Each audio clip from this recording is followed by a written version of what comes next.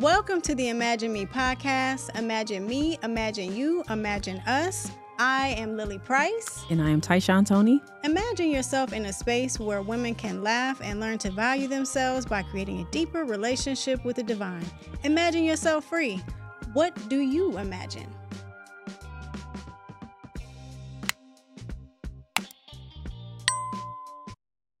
Welcome to the Imagine Me podcast. Imagine me, imagine you, imagine us. I am your host, Lily Price. And your co-host, Tyshaune Toney. And we are in the building. Yes, we are. Celebrating Lucas Live Media. Whoop, whoop. Yeah. Letting us sit on these here couches. Again. No velvet. Took it away.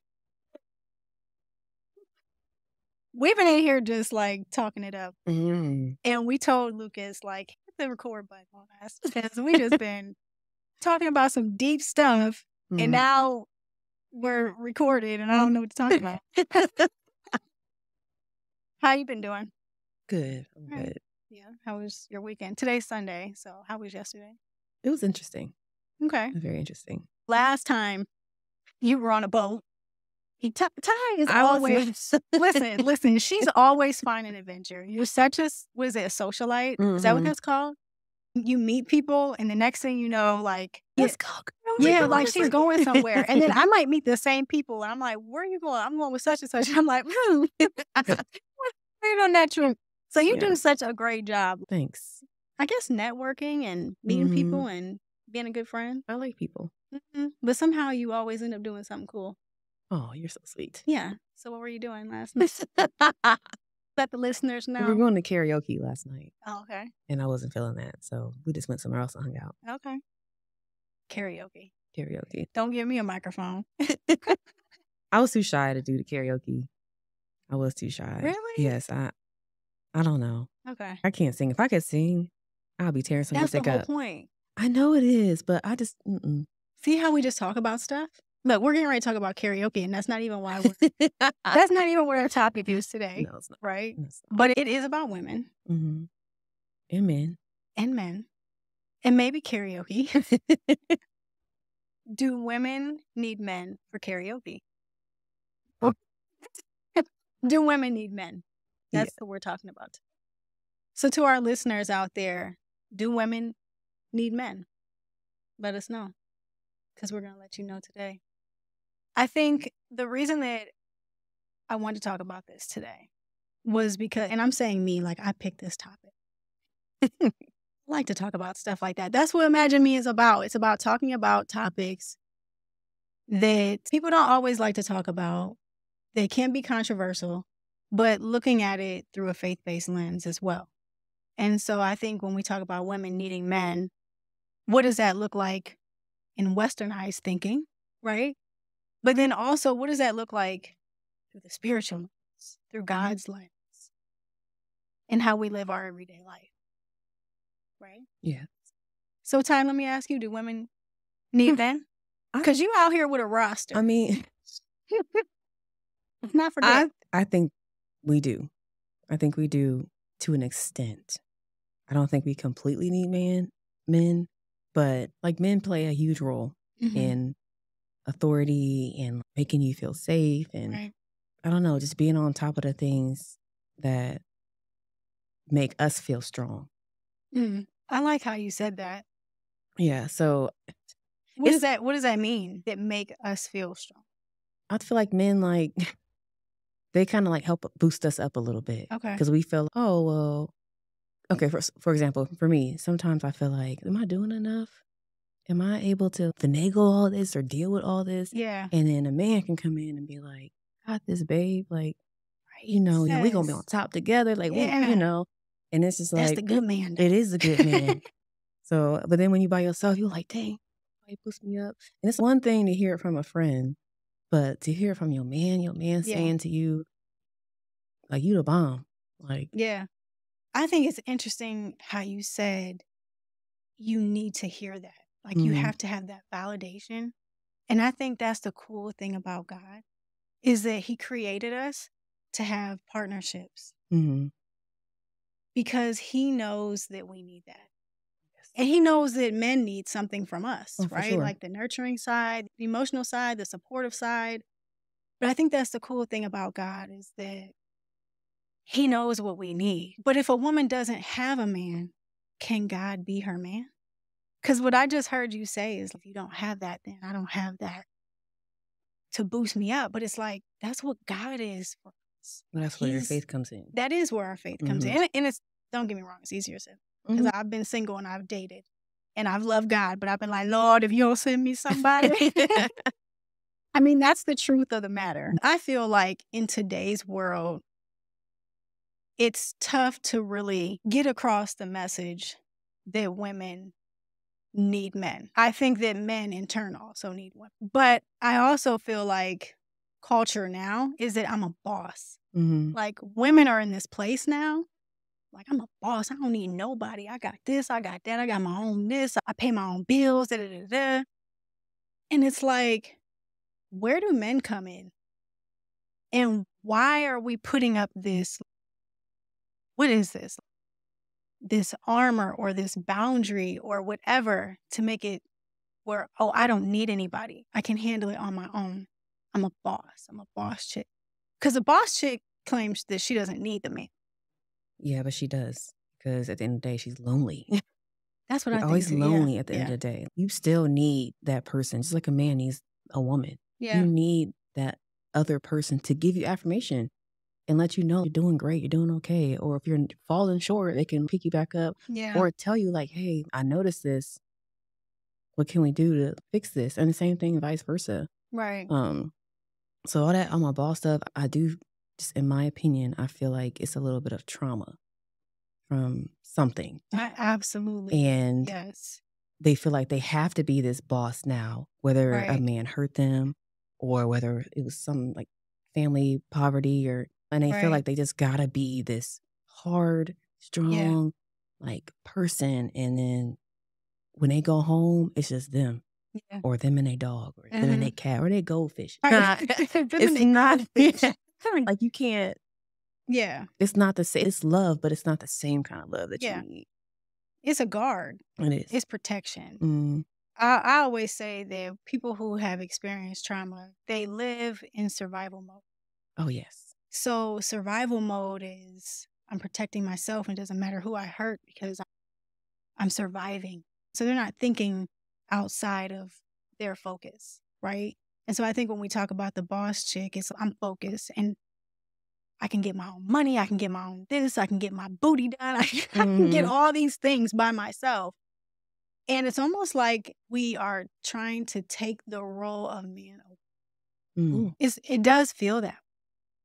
And I know, like in my experience, and I think for listeners out there, I don't know what your experiences are, but I've been a single mom. And I've been a single mom longer than I've been in a relationship, if that makes sense. So for 8 years of my life, I ran my own home. And so when you transition 8 years of running your own home, paying your own bills, being the authority over your home, and then moving in with someone, a man,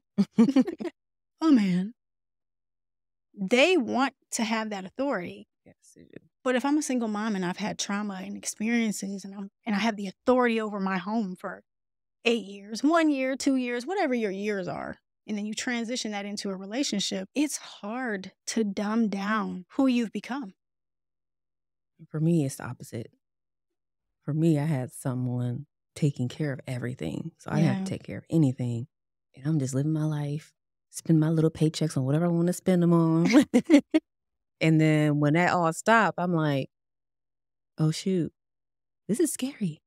Like, how am I going to do this? I cannot do this. Where am I getting this from? Scary part is like having to actually do it on my own. Yeah. When I haven't had to do it in forever, years. Like, and I'm like, now I got 3 children and they need this, they need that. Not that I don't have help from their father, but still in a sense, I'm just like, I got to make sure the water stay on. I make sure you got groceries in the house. I got to make sure, y'all got like little stuff y'all need, like socks. And then I got to balance our bills now. And I'm like, I don't get to keep my little money like I got to keep before. I don't get to go shopping like I wanted to go shop before. Right. All that stuff like comes to a stop in a little bit. But now I have to work harder to get what I need for me. So to do my self-care, I have to work extra hard so I can make sure I still have something where I don't forget about me. Right. So you become the authority now. Yes. Yes. So it's you're right. It's a switch. It is a switch. But my kids don't think I'm an authority. They think I'm a joke. Well, because the man is Yes. not necessarily gone, No. but gone from Like the what home. they're used to. Yes. They're used to seeing a man every single day. Mm-hmm. And now that's completely changed. It And is. when you tell them to do the dishes, it's like, ha ha ha, They're ha, like, ha, okay. ha, do the dishes. It's 3:00. I told you that at 10 a.m. Right. Like, Right. really, Right. you know? So Yeah. I think that when it comes to women needing men, maybe we can change it to women valuing men, right? And them valuing us, right? But I think men should absolutely be valued, because even what you're talking about now, like, regardless of what happened with you and your ex-husband, that authority of the home is gone. mm-hmm. And so there's a shift in the home. There's a shift in how the kids respond to you. And I experienced that as well. Like, when I was a single mom for 8 years, I had full authority over my home because that's all my son knew. Mm-hmm. But when we moved in with his dad, it shifted. Like, it shifted, like his response to me and things like that. So then we moved back out, that response was still the same. Mm-hmm. You know what I mean? Like, Yeah. that authority that I initially had is like it was gone. But I also feel like that's why we should value men. I can honestly say that I didn't value, oh my gosh, yeah, I didn't value the man in my previous relationship all the way, because I felt like I could do this on my own. I don't really need you. Mm-hmm. And I know that doesn't sound nice, and I don't think I like really even knew that's what I was thinking, but that's what my mannerisms were. Like, I can handle this. I can do this. It was that almost like that boss chick thinking. Like, I can do this. I got this. I can handle this. And it was like, hey, I need some respect over here. Put some respect on my name. And I'm like, I'm giving you respect. I'm giving you respect based off of what I know. For me, I took advantage of it. Now I'm thinking about it. I didn't think I was, but I took advantage of the fact that he took care of everything. And if I didn't have authority, he was saying, what did your mom say? Or Right. he could back me up, Yeah. and they'd be like, Yeah. oh, yeah. But yeah, I took advantage of it. Yeah. I mean, there's different ways that we can look at this. And I think that this topic can be broad in a sense of what is the spiritual component as well. Because right now we're talking about households. Mm-hmm. How does God view how women are supposed to look at men? Because when you think about the church right now, the church is full of women, right? Like these passionate women, these ministers, these women that are putting out strong words of God. When you go into church, there are more women. Yeah. I mean, correct me if I'm wrong. No, that's true. And folks, let us know how you feel. But to me, there's more women than men. And we're in there running stuff. And not just in church, but when you talk about businesses, and like when I went to work, I worked with all women. Mm-hmm. There was only a handful of men that were in. So women are out here working. Women are out here ministering. Women are out here taking on leadership positions. We're in a culture where I think we're putting ourselves equal to men. And I'm going to say something controversial, maybe, but I personally don't feel like women are completely equal to men when it comes to God's lens in authority. In God's love, yes. In God's kingdom, yes. But I absolutely believe that women should be submissive to their husband. What do you mean by that? Good question. And let me say in turn, they should love us and create a space for us to have an opinion. What I mean by that is, so me and my husband have a business, and most people think that it's my business because it's named after me, because I'm awesome. So That's what I chose the business to be named after myself because I'm so great, right? So most people think it's my business. The truth is, yeah, I spoke to the building department, the engineers, the architects, all the people to get these things going in order for us to function, right? Even though I was the spokesperson, I always went back to my husband with everything. Now, in turn, he trusted me to have those conversations. And that's what I mean. So that's the best example I can give you. I'm submissive to him, as in I'm taking this information and I'm coming back to get your okay because you're the authority in our home. But he, in turn, is loving and trusting me enough to even have those conversations, if that makes sense. So it's a partnership. So do you ever have a time where you feel like you don't want to be submissive and you just do what you want to do? Go back to your authoritarian self? I think that's a great question. So that was one of our struggles when we got together. I don't want to say married, but even when we got together, when we were engaged, he was like, bring it down. Because I'm like, okay, talking to my kids, you got to do this, you got to do this. And then I turn around to him and be like, and this is what you got to do. And he'd be like, that's, yeah, we don't do that here. But I think the difference is that he created a space for me to feel like I could let my guard down. Okay. So when we talk about women who have these single mom experiences and then they go and transition into a relationship, if a man doesn't create a space for them to feel safe, then you're going to get that. Yes. You do this and you do this and you ain't worth this because we got that guard up. Mm-hmm. And if you create a space where we're not feeling safe, you're going to get all that wrath. That's and true. you're going to get out my house. That's true. You know, especially if it's your house, because I'm good for that. Get out my house. Well, I was good for that. How about that? But my husband created a space for me to feel safe. I literally, okay, here we go. All about me. Imagine me, right? So when my son was born, I started school and I worked full time. I worked full time, went to school most of my older son's life, right? So I got 2 degrees and worked my way up to a leadership position. And it took years. But I valued my job. I valued my education. I worked really, really hard. And I did that because I was a single mom. So it was like, I got to take care of my son. Like in my head, I did all of that for my kids. When I moved in with their dad, it was like, I ain't about to be doing nothing with you. I'm staying focused on this job and staying focused on this school. And I'm saying, you know, like my mind frame was like, I got to take care of these kids. It never changed. It never shifted. I was the authority. And I would get feedback like, you don't pay me no attention. No, I don't. Because it ain't about you. It's about these kids. I was the authority in my head because I wasn't in a safe space. When I met my husband, all of that driven, that career driven, all of that stuff, he was like, let's start a business together.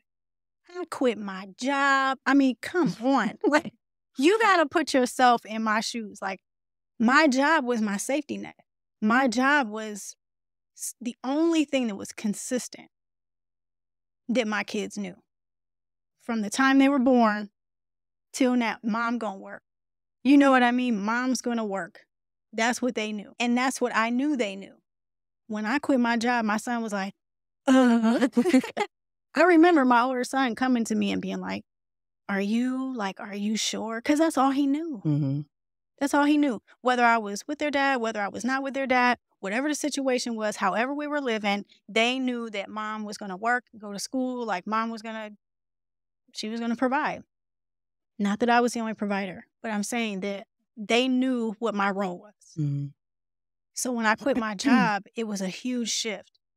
But I wasn't willing to come down until I was in a safe space to do that. And I think that in order for women to fully respect men and value them, they have to feel safe in the environment that they're in. I was a very hard, tough, full of trauma woman. Mm-hmm. And I'm still a very hard, tough, full of trauma. But now I know what to do with all of that. I know where to place all of that.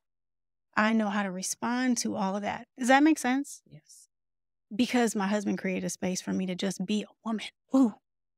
My husband has allowed me to be a woman.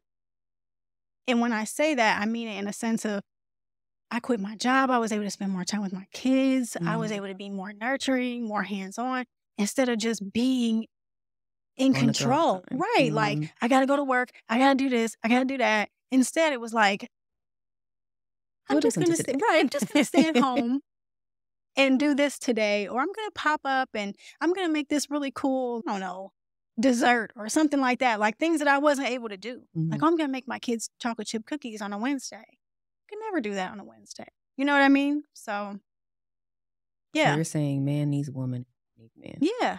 Mm-hmm. Safe. Yes. Safe man and woman.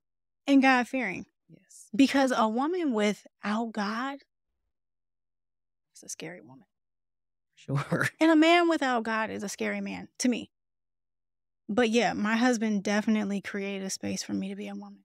I was able to nurture and love not just my kids and him, but myself. I was able to love on me. I was able to work out.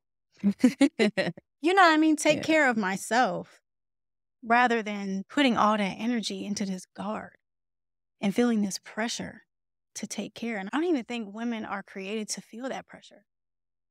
I mean, are we? Are we created to take on the role of the man, to be the provider and the nurturer? That's a really good question. And how do you balance that if you have to do that? I think God creates balance.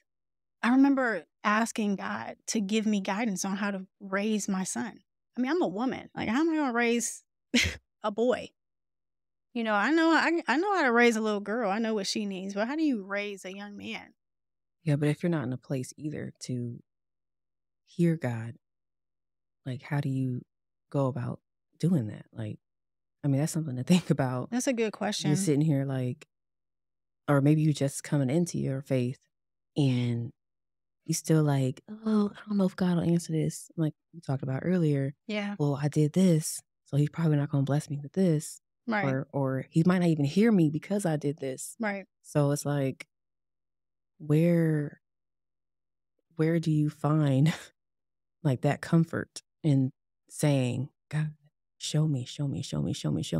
And are you willing to receive that? Are you really willing to hear him say to you, okay, this is what you need to do. Yeah. I got you. I heard you.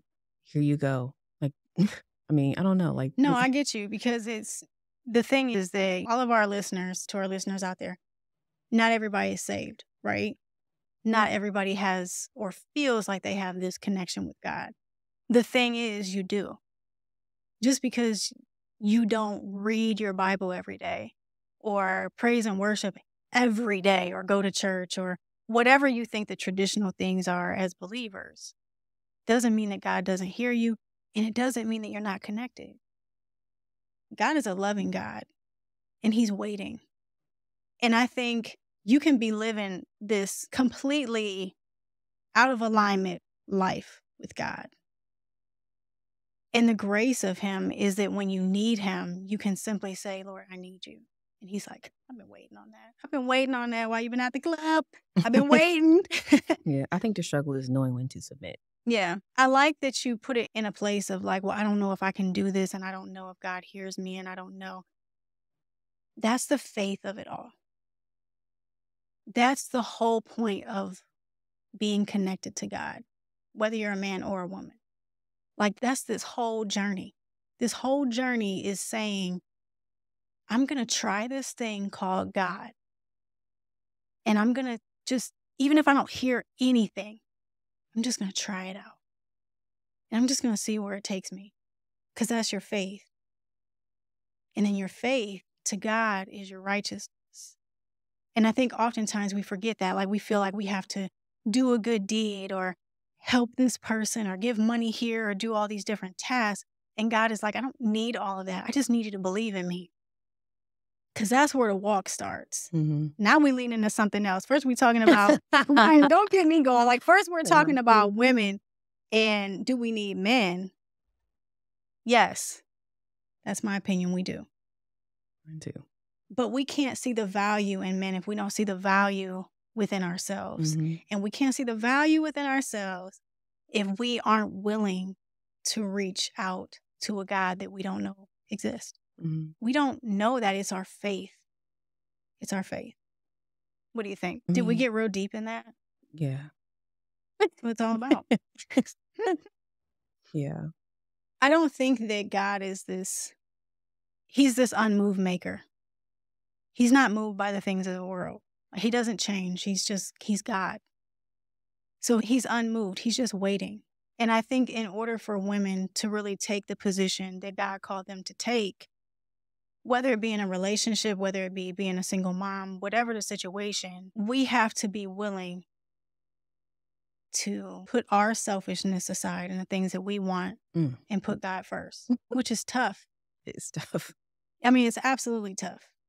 Even as a saved woman, there are things that I want that I know God is like, don't do that. But if I wasn't saved, you better watch out. Yeah, I feel right? the same way. And we talked about this earlier. The woman without God is a scary woman. She is. She's a scary woman. The woman with God is the nurturing, the loving, the virtuous woman.